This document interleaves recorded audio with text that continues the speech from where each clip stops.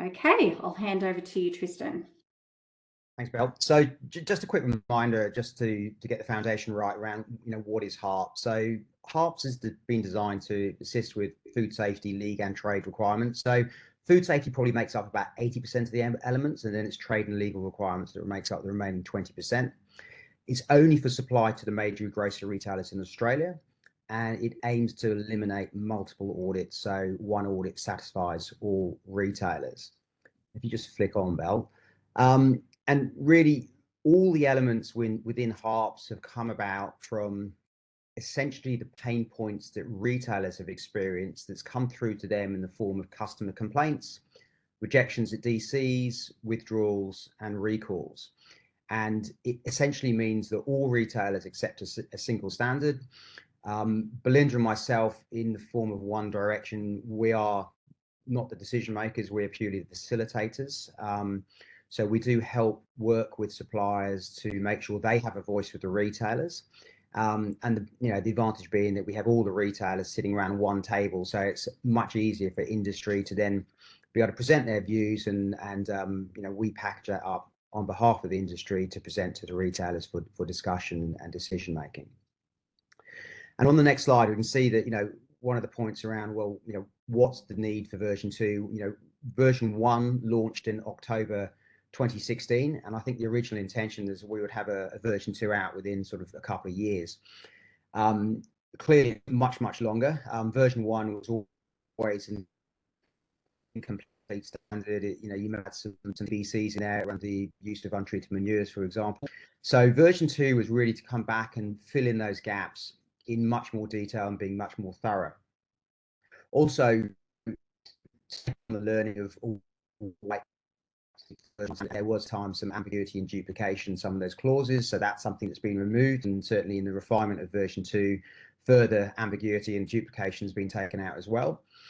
But we look at audit was over the years, there's still ongoing compliance issues. Version 2 also addresses those that continue to lead to complaints, rejections, withdrawals, and recalls. Something we have seen is the difference from version 1 to version 2 is much more need for support and guidance, particularly for version 2, for tier 2 growers who are generally smaller. They're doing many more activities. They don't have a dedicated QA person sometimes. So we've put a lot more effort into getting guidance in more detail, plus putting out some other tools that you'll see today that will hopefully support the transition process. And over the last 6 years, GFSI standards have also evolved a lot as well. So there's new learnings that have come across from overseas as well as within Australia. So we can make sure we've got that best practice in place, which is one way of helping protect the industry. On the next slide, you'll see this really just describes the HARPS operating model. So we have a technical advisory group that is essentially made up of anyone who isn't a retailer, as long as they have a level of technical experience. So that's the peak industry bodies, it's tier 1 and tier 2 growers. And while we're here, I'll put a call out to, if there's any more tier 2 growers that would like to get involved on the technical advisory group, please do contact us. Scheme owners, so we're represented by Fresh Care, certification bodies, auditors, QA consultants, and other technical experts. So if we do have certain elements that, for example, we need a microbiologist involved in, we will bring a specific person in to help address those parts. Just flicking on, Bell, you see that the technical advisory group essentially flows information through to the HARPS retailer committee, and it goes via us as One Direction.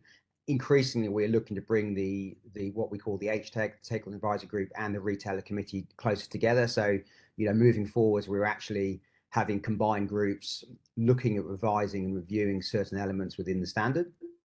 And in that HARPS retailer committee, it's made up of all the retailers, as well as Hort Innovation, as well as a representative from the IFPA, who's Dion, who you'll be hearing from shortly, and also a Hort Council representative as well. And all this committee, facilitated by One Direction, then goes into producing the HARPS standard, which also then includes the scheme rules, the guidance, the training, the website, database, etc., and all the other collateral that's there. One Direction is essentially reports through to Hort Innovation. So Hort Innovation provide that governance around ensuring we're meeting our KPIs, that we provide 6 monthly financial reports and financial audited financial statements produced by our accountant. So they have visibility of all the financials that run through One Direction, and the retailers have that visibility as well. And ultimately, that's the group that pulls together the HARPS standard and what you see today.